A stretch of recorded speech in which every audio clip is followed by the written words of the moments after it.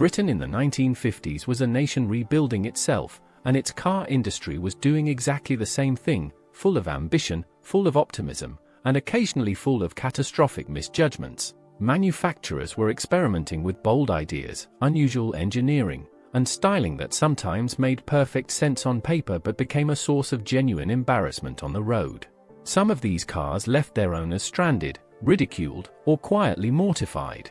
Others simply failed to deliver on promises that sounded magnificent at launch. The number one entry on this list was so awkward to own that many drivers actively avoided being seen behind the wheel. Let's begin with number 10. Number 10. Bond Minicar Mark C. The Bond Minicar had already established itself as an oddity before the Mark C arrived in October 1952, but this particular version pushed the boundaries of what could reasonably be called an automobile.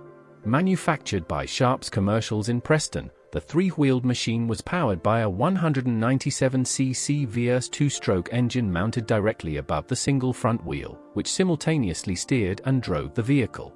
Buyers were attracted by its extraordinary economy and rock-bottom purchase price at a time when petrol rationing still cast a shadow over British motoring life. It genuinely seemed like a practical solution for the age. The strange problem, however, became apparent quickly.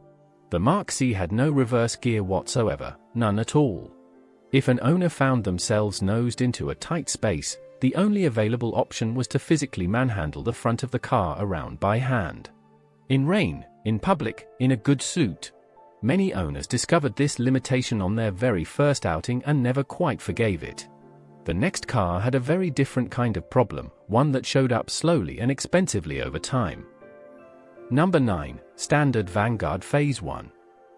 The Standard Vanguard Phase 1 arrived in British showrooms in the early 1950s carrying considerable ambition behind it. The Standard Motor Company had designed it as a world car, something that could compete globally with the best that America and Europe could offer, and the 2088cc overhead valve four-cylinder engine gave it genuine performance for its class, with a top speed approaching 80 miles per hour. Buyers were drawn to its bold, transatlantic styling, which had clearly taken inspiration from American Plymouth designs, and the promise of modern motoring at a reasonable price was compelling in an era of cautious recovery. But what many owners discovered, sometimes quite quickly, was that the body had a severe and persistent tendency to rust. Sills, floor panels, rear arches, and chassis outriggers all became vulnerable in the damp British climate, and the problem was serious enough to undermine the car's otherwise robust mechanical reputation considerably. Buyers who had purchased for prestige found themselves fighting corrosion instead of enjoying the open road. The next car's failure was entirely different in character. Number 8. Standard 8. When the Standard 8 launched in 1953, the Standard Motor Company positioned it as a sensible, modern small car for the recovering British family. The timing seemed perfect. Rationing was easing, wages were slowly improving, and demand for affordable personal transport was genuinely climbing. The 8 offered clean contemporary styling and a new 803cc overhead valve four-cylinder engine in a neat, modern package. Most buyers thought they were making a thoroughly reasonable decision, and very few suspected there was a real issue waiting for them. Only later did they discover what that issue was. The Standard 8 at launch had no external boot lid whatsoever. Loading luggage required folding down the rear seat backrest and feeding bags through the rear passenger doors, a procedure that turned every shopping trip into a visible performance of inconvenience. At a time when dignity in public mattered enormously in British social life, this arrangement caused quiet frustration on a daily basis and left many owners feeling they had been sold something slightly unfinished. The next car's problem ran considerably deeper. Number 7. Jowett Jupiter Mark 1A. The Jowett Jupiter had already generated genuine excitement in British motoring circles before the Mark 1A variant appeared in late 1952, but this particular version pushed the boundaries of what could reasonably be expected from a small British sports car. Jowett was a Bradford firm with a proud independent spirit, and the Jupiter's flat-four engine and advanced independent suspension made it genuinely interesting compared to most contemporary British sports cars. International competition success at Le Mans gave the car real credibility, and buyers who purchased the Mark 1A believed they were investing in something with a future. Almost nobody expected what happened next.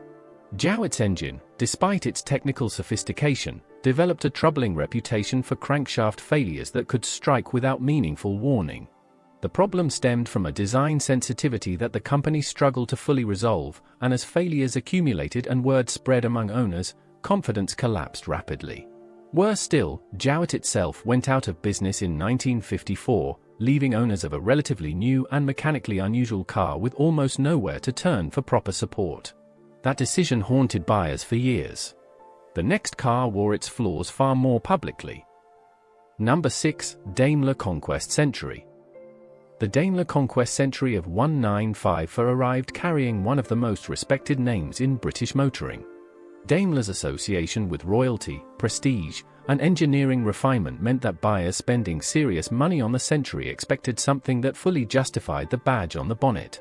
The 100-horsepower six-cylinder engine and sporting pretensions suggested a car that could genuinely combine luxury with performance, and the early marketing made confident promises about what the car delivered. This is where things became truly unusual. The Conquest Century developed a very public reputation for overheating, particularly in traffic, and the problem was serious enough that owners found themselves stranded in embarrassing circumstances with steam rising from the bonnet.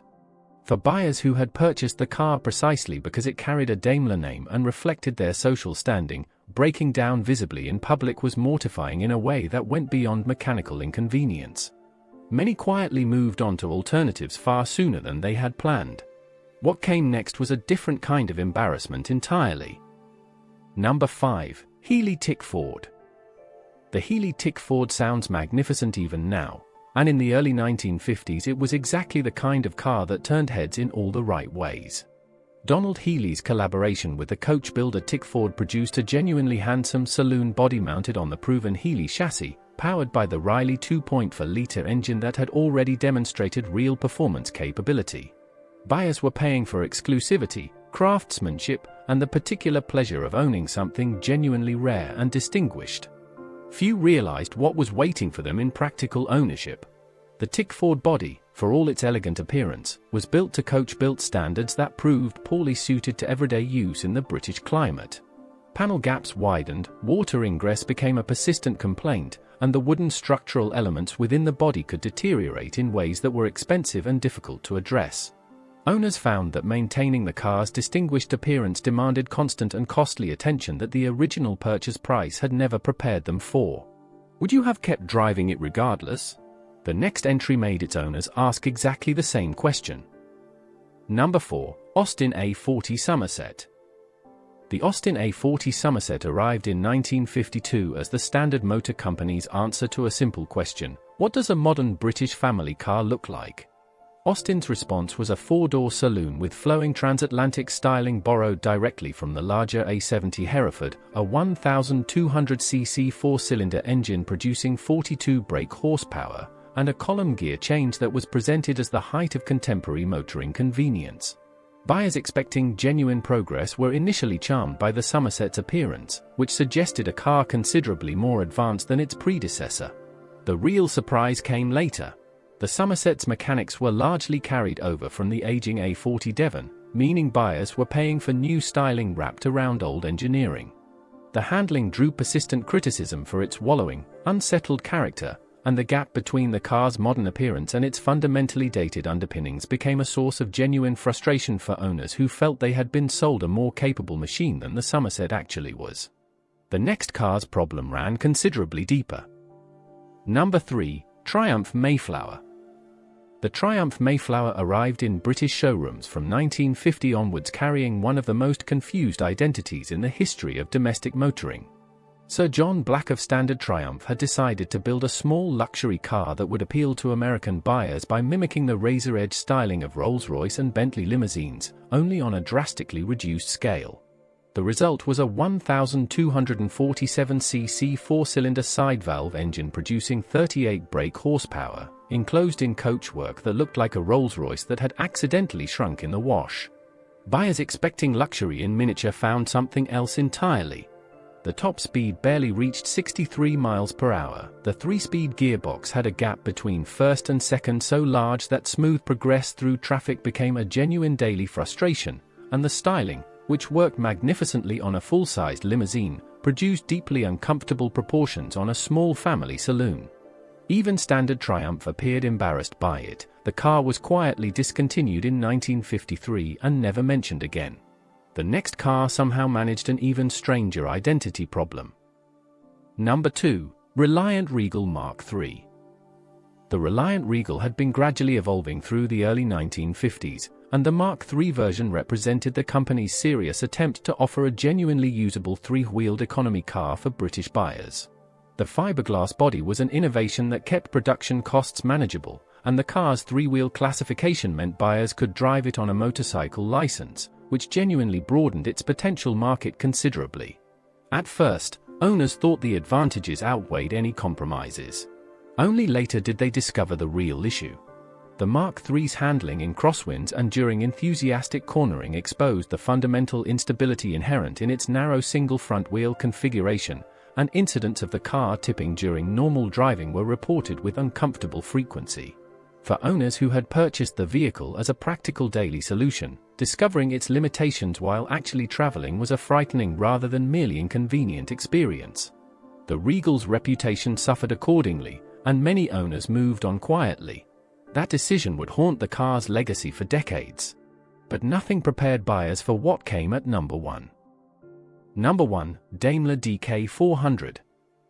The Daimler DK400 of 1955 arrived carrying the most prestigious burden any British car could possibly bear. It was destined to serve the royal family, built for a manufacturer that had supplied the British monarchy since 1902 and was trusted above all others in the land. Daimler axed its imposing straight-eight limousines and replaced them with this elongated version of the Daimler Regency, stretching the rear track to allow 3 abreast seating in the passenger compartment. 2 examples were delivered to the Royal Mews after months of delays, and what followed was one of the most quietly catastrophic episodes in British automotive history.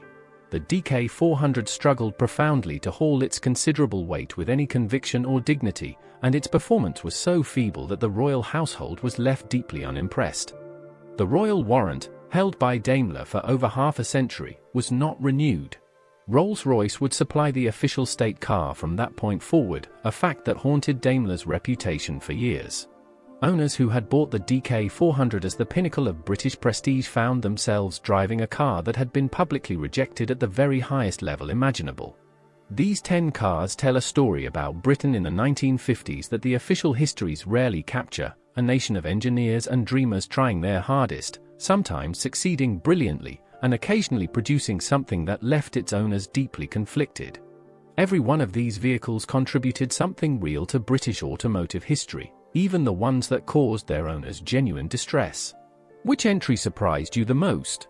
Let us know in the comments below, and tell us if you have ever encountered any of these on the road. If you enjoyed this countdown, please like the video and subscribe to Britain Rewind. British motoring history still has many more stories to tell.